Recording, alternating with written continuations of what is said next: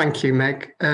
So I think I'm really pleased to say I get the easy job here, because the last two presentations have tried to cover everything.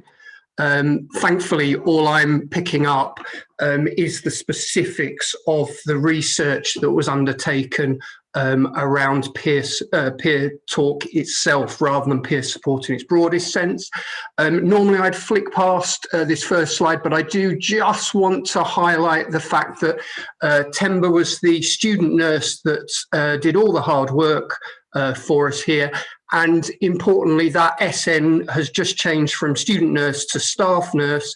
He's just qualified, and he's now out on the front line doing all the hard work, while us crusty academics sit here in our ivory towers presenting all his efforts. So I do need to just stress the work that he's put into this.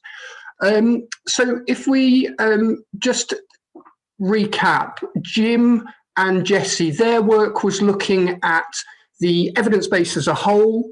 What I tasked Temba with was finding a gap. His work needed to plug a gap in the knowledge, and he identified a gap as being something qualitative, something around the experience of participants in the groups, rather than anything that was more number crunching. It was all about the lived experience. So that's the gap that his part of our evaluation report plugged.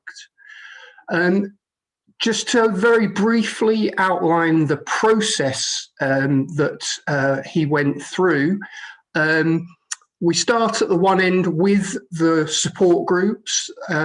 He then sought volunteers to engage in a focus group, a nice small manageable focus group, where he could really get under the skin of the experience, really understand what it was like.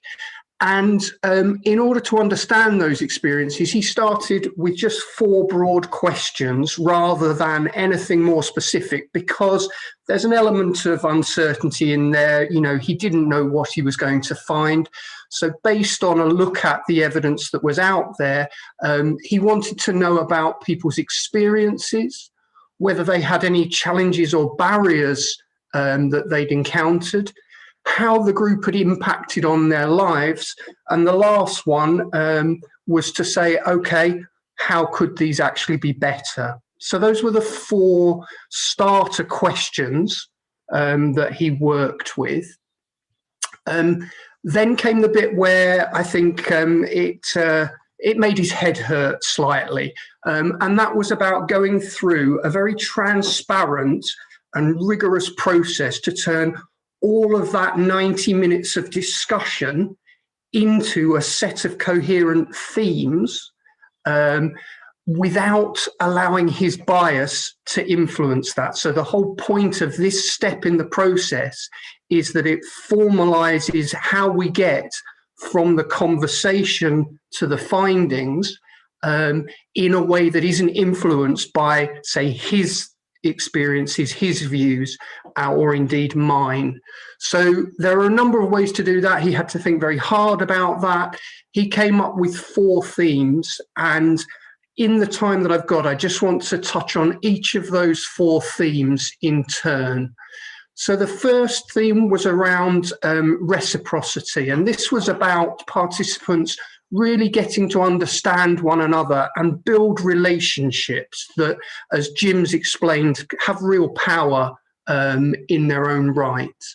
The slides are going to be shared, so you'll be able to sort of read these quotes at your leisure, but the ones I wanted to just highlight to you: by helping other people, you kind of also help yourself as well. So these are the quotes directly from the participants in the focus group who are members of the support groups.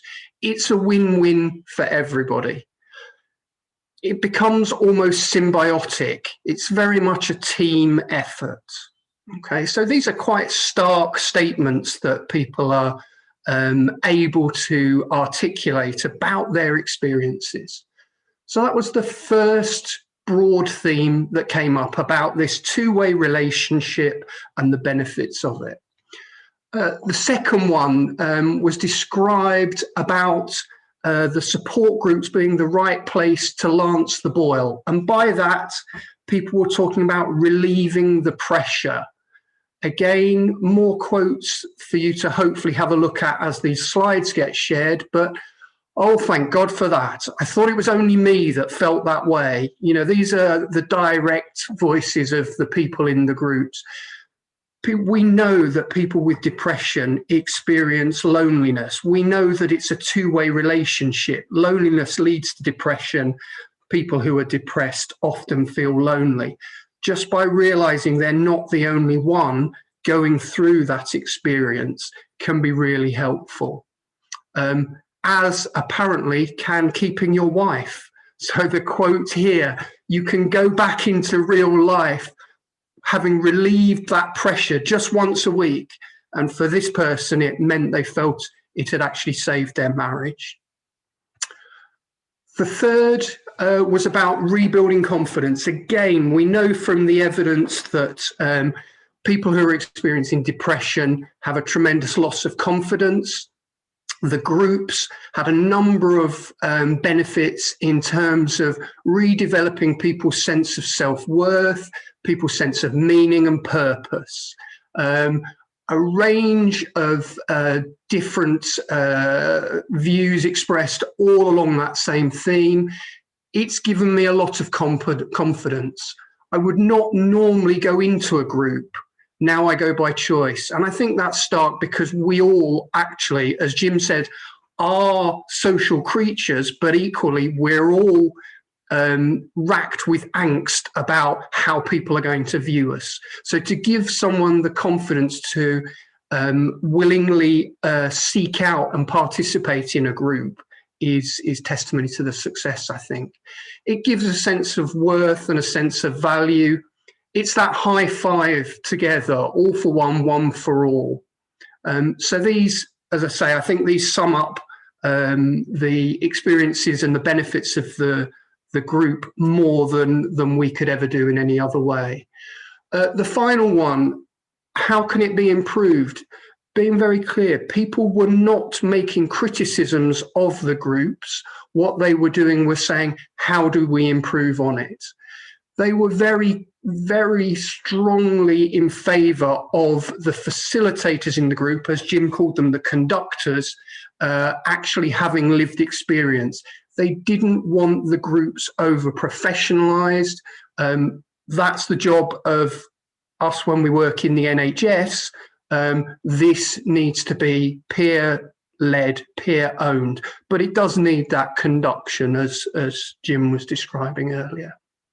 So a light touch wherever possible, but recognising facilitation or conducting is definitely needed. The other aspect was thinking about availability and accessibility. And this links to some of the other research I've been involved in around trying to find a benefit that's fallen out of all of the traumas of COVID.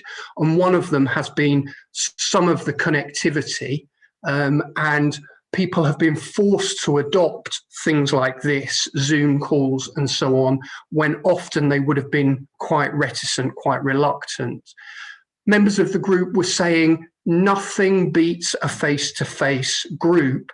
However, they were suggesting maybe the best of both worlds, where the face-to-face group runs, but if people aren't able to get there because of physical health problems, even as simple as the weather, most people were saying it was a nice day today, but we do in the UK have some pretty poor weather.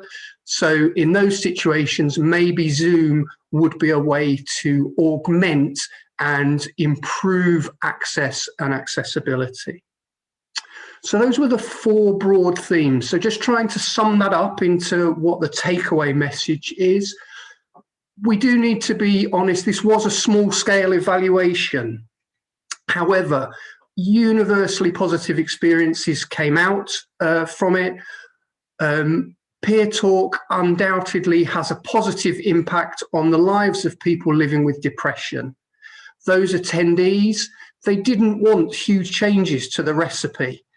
They probably wanted the menu easier to find, and they probably wanted faster delivery. And when you look at some of the other quotes, those for me were the key points that came through. So I hope that gives you a whistle-stop tour through Temba's research. I think it fits quite nicely with the overarching evidence base that Jim described, and the broader picture that Rosina picked up on, brings us in very much to focusing on peer talk and the positive impact they're having. Thanks very much.